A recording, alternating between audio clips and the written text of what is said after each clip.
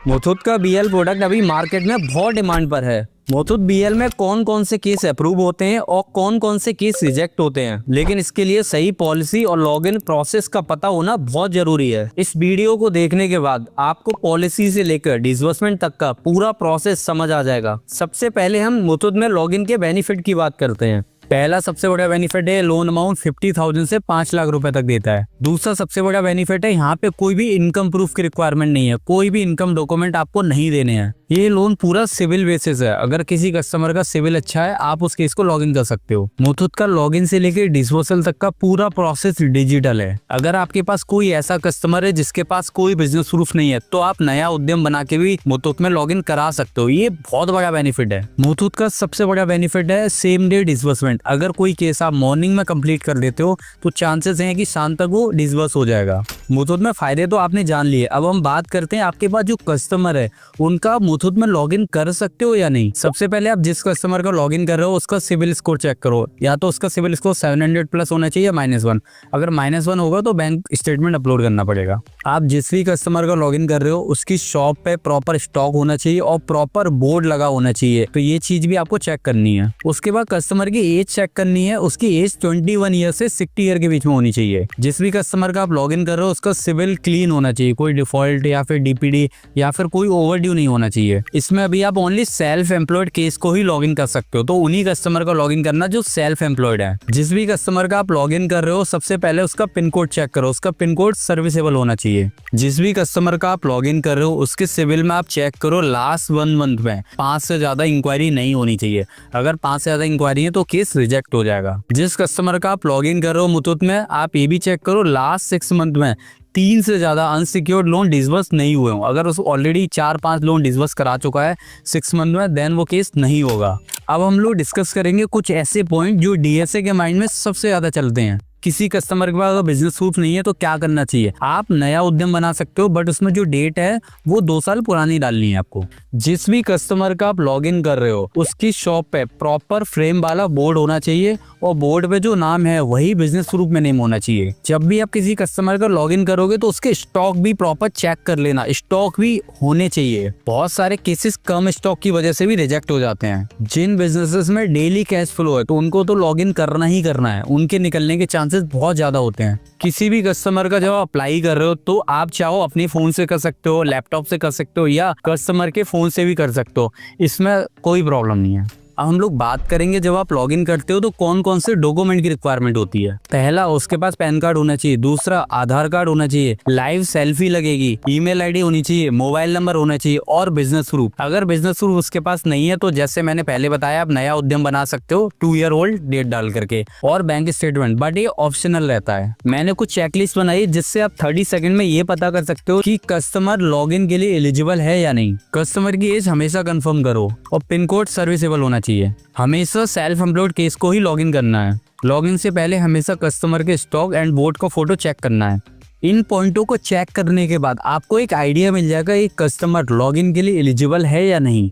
अब इस पार्ट में हम लोग डिस्कस करेंगे लॉगिन से लेकर डिसबर्सल तक की क्या जर्नी रहेगी। सबसे पहले आपको एक लिंक मिलेगा, उस पर आपको क्लिक करना है। जैसे ही आप क्लिक करोगे सबसे पहले पेज आपको ये ओपन होगा। यहाँ पे आपको कस्टमर का मोबाइल नंबर डालना है।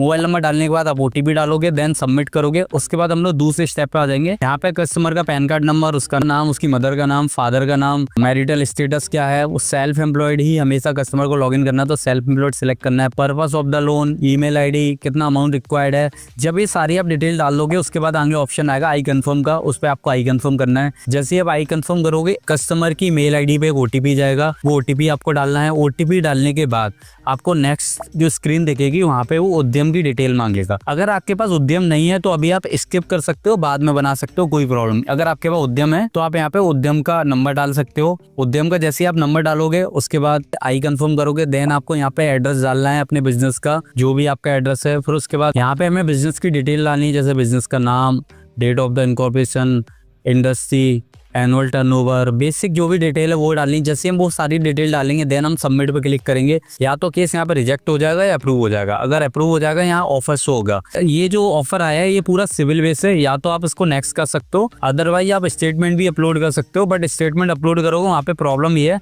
अगर स्टेटमेंट अच्छा नहीं हुआ तो केस रिजेक्ट हो जाएगा। मान लो कि मैंने ये ऑफर एक्सेप्ट कर लिया। ऑफर एक्सेप्ट करने के बाद आपको यहाँ पे 2-3 ऑप्शन दिखेंगे, जैसे upload a business proof, upload a relationship proof, employment proof, जो भी है वो सारी डिटेल आप यहाँ फिल कर सकते हो। जैसे आप डिटेल फिल करोगे उसके बाद ये सीधे रिडायरेक्ट हो जाएगा डिजी लॉकर पे। डिजी लॉकर वाले पार्ट पे आने के बाद आपको क्लिक करना है, डिजी लॉकर उस पर डिटेल फिल करनी है। फिल करने के बाद यहाँ पे लाइव लोकेशन मांगेगा, तो हमें लाइव लोकेशन अलाउ करनी है, और कस्टमर की सेल्फी अपलोड होगी। सेल्फी अपलोड होने के बाद हम लोग नेक्स्ट आ जाएंगे। यहाँ पे कस्टमर को अपना करंट एड्रेस कंफर्म करना पड़ेगा, तो जैसे उस पर क्लिक करोगे वहाँ पे एड्रेस आधार वाला फैच हो गया होगा, उसको ही यस करना है। नो करोगे तो केस रिजेक्ट हो सकता है। देन फिर ये बिजनेस के फोटो मांगेगा, जिसमें वो स्टॉक के फोटो, वो हमें फोटो डालने हैं। जैसे ये डाल दोगे उसके बाद हमें नेक्स्ट करना है। जैसे हम नेक्स्ट करेंगे तो यहाँ पे शो होगी ये वाली स्क्रीन जहाँ पे लिखा होगा 48 आवर तक वेट करो। अब इसके बाद की मैं जर्नी बताता हूँ। जैसे ये स्क्रीन शो होती है तो हमें 60 मिनट तक वेट करना है। कस्टमर के पास 2 लिंक आएंगी, एक वीडियो पीडी, एक वीडियो केवाईसी। सबसे पहले वीडियो केवाईसी करनी है।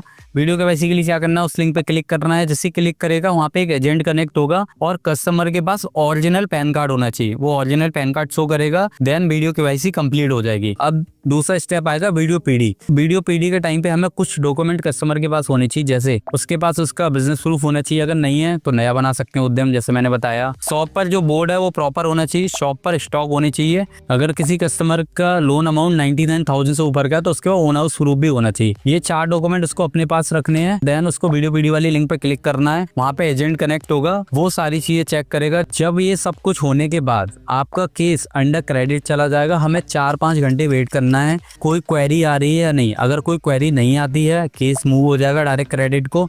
देन केस अप्रूव होता है, नेच और एग्रीमेंट की लिंक मिल जाएगी, उसको आप कंप्लीट करोगे। विद इन 30 मिनट कस्टमर के अकाउंट में पैसे चले जाएंगे। अगर किसी रीजन से क्रेडिट को केस ओके नहीं लगता है तो वहाँ पे केस रिजेक्ट हो जाएगा, फिर उसके बाद हम लोग कुछ नहीं कर सकते।